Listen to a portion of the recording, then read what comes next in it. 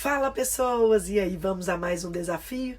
É isso aí, hoje o desafio de número 8. E nesse capítulo de número 8, Salomão nos fala sobre o governo humano sobre as nossas vidas. O governo humano ocupa um lugar de autoridade sobre as nossas vidas por permissão de Deus. Então, nós devemos obedecê-los e honrá-los. É claro, eles sendo tementes a Deus ou não, nós precisamos honrá-los e obedecê-los, salvo se alguma de suas ordens vem aí contra o que Deus quer para nós. Desde que não impeça a nossa obediência aos princípios do Senhor, nós devemos obedecê-los e honrá-los. Um bom exemplo de submissão ao governo humano e que depois gerou uma recompensa extraordinária é Daniel e seus amigos, Sadraque, Mesaque e Abidnego, lá na Babilônia. Daniel sabia o que agradava a Deus e o que não agradava, e nem por isso ele exigiu. Ele fez um pedido ao rei para que os deixassem livres de todas as iguarias do rei, para que eles pudessem comer apenas legumes e frutas. E Deus agiu com recompensa e honra sobre a vida de Daniel, porque Daniel demonstrou respeito, obediência e honra ao rei. Outro exemplo que nós podemos citar aqui é de Sadraque, Mesaque e Abidnego. Quando o rei impôs algo que eles tinham certeza que iria desagradar ao que eles acreditavam e à obediência deles a Deus, que era se prostrar diante de uma estátua. Não é verdade? Eles disseram ao rei que eles preferiam ser jogados na fornalha de fogo. E assim Deus os honrou mais uma vez. Quando eles foram jogados lá dentro, Deus estava junto com eles e eles saíram daquela fornalha sem nem ter. Gente, é tão engraçada essa história. Se você ainda não leu, eu te aconselho a ler essa história de Sadraque, Mesaque e Abidnego na fornalha de fogo. A fornalha foi aquecida 7 vezes mais. E quando eles saíram de lá, não tinham nem cheiro de fumaça. Você imagina só? Você aí que já passou perto de uma fogueira, você passa, fica ali um pouquinho, quando pensa que não, o cabelo já está todo fedendo a fumaça, não é verdade? E eles saíram de lá e nem cheiro de fumaça eles tinham. Isso aí é uma demonstração de que a obediência e a honra nos gera recompensa. Então Salomão vem trazer nesse capítulo de número 8 essa demonstração de que nós devemos sim honrar e obedecer os nossos governantes, as nossas autoridades, salvo mediante se aquilo que eles estão nos impondo não fere os princípios de Deus para a nossa vida. Então vamos lá, versículo de número 1. Somente os sábios conseguem explicar as coisas. A sabedoria de uma pessoa brilha no seu rosto e a torna simpática mesmo que seja feia. Olha aí, gente. Uma pessoa sábia, né, que transmite a sabedoria, ela brilha. É o brilho do Senhor nela. E aí, mesmo que ela não tenha uma boa aparência, ela vai demonstrar isso. Obediência ao rei. Obedeça às ordens do rei, porque você, na presença de Deus, jurou ser fiel a ele. O rei pode fazer tudo o que quiser. Não tenha pressa em sair da presença dele e não insista em fazer uma coisa errada. Aqui está falando do rei, está falando de governo, não está falando de um rei apenas. Está falando de autoridade, de governo. E está nos chamando a atenção que nós precisamos honrar e obedecer aos nossos governantes.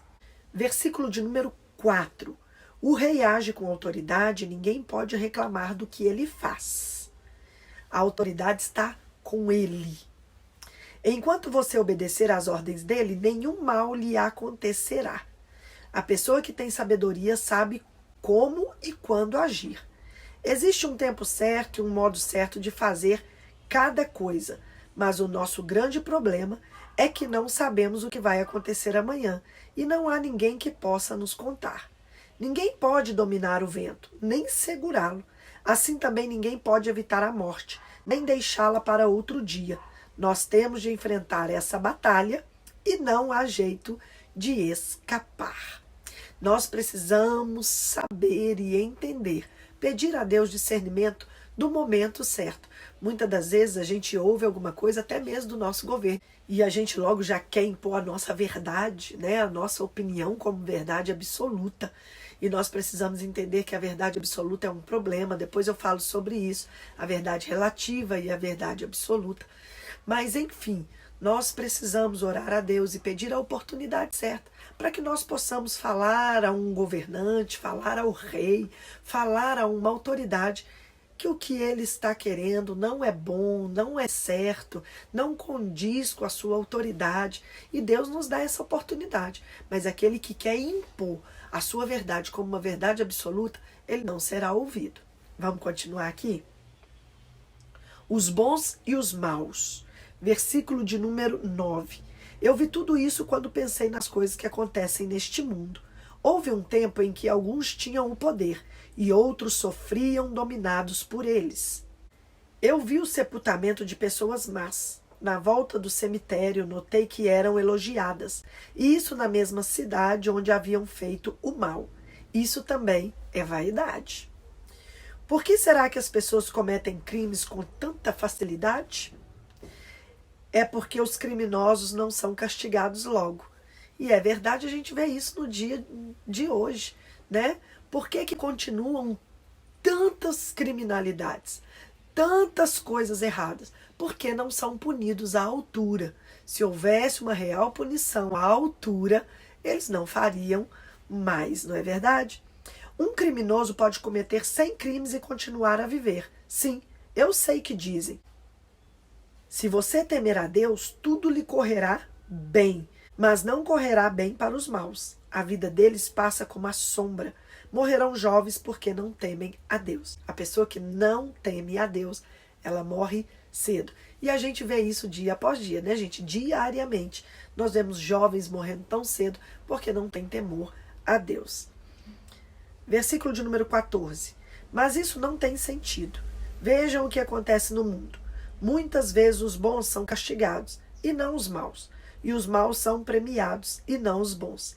É o que digo. Isso também é vaidade. Quantas pessoas boas a gente vê sofrendo? Quantas pessoas aos nossos olhos a gente vê sofrendo? Aí eu vou trazer para o lado de cá. Muitas pessoas não suportam o processo. A borboleta, para ser uma borboleta tão linda e admirada, ela tem que passar por um processo. Qual é o processo? A transformação de uma lagarta para borboleta. Toda borboleta é uma lagarta. Ela foi uma lagarta. Mas para hoje ela ser uma borboleta e sair voando, tão linda e tão esplendorosa, que todos a admiram, ela tem que passar por um processo. E se ela não aceitar esse processo, ela não vai voar nunca. Se alguém for lá no casulo e ajudar a abrir o casulo para que ela saia mais rápido, ela não vai bater as asas e vai cair e vai morrer. Então eu penso assim, muitas das vezes os bons são provados, mas a maioria não suporta o processo e não chega até o final. Versículo de número 15. Por isso, estou convencido de que devemos nos divertir, porque o único prazer que temos nesta vida é comer, beber e nos divertir. Podemos fazer pelo menos isso enquanto trabalhamos durante a vida que Deus nos deu neste mundo. Isso é sábio, gente. Deus nos deu o corpo para desfrutar. Eu já expliquei isso, que ao 7º dia Deus descansou. Aí todo mundo fica imaginando que Deus se cansou, por isso que ele foi descansar. Não. Descansar no hebraico é desfrutar. Deus foi desfrutar daquilo tudo que ele tinha feito. E o nosso corpo, ele tem que entender que a boa vontade de Deus para ele é que ele desfrute das boas coisas que Deus nos deixou. A vida não é só trabalho. A vida não é só labuta. É divertimento também. Só que tudo com muita sabedoria e lembrando, obedecendo aos princípios do Senhor, tudo vai bem. Todas as vezes que tentei me tornar sábio e entender o que acontece neste mundo, compreendi que a gente pode ficar acordado dia e noite. E mesmo assim nunca será capaz de entender o que Deus faz. Não mesmo. Por mais que a gente se esforce, nunca vamos entender. Os sábios podem dizer que conseguem compreender, mas na verdade eles também não entendem. A nossa mente é muito poderosa, mas ela não alcança esse entendimento de conhecermos totalmente a mente de Deus e as coisas que Ele faz. É pela fé que nós acreditamos que tudo que Deus faz é bom, é perfeito e é agradável para mim e para você. E eu quero te incentivar a colocar a sua fé cada vez mais aguçada, cada vez mais alicerçada nesse Deus tão maravilhoso, tão tremendo, que fez o céu, a terra, o mar e tudo que neles há. E ainda te deu a liberdade de desfrutar, de aproveitar de tudo isso que Ele fez. A única coisa que Ele te pede é que você seja temente a Ele e obedeça aos princípios dele. Sabe por quê?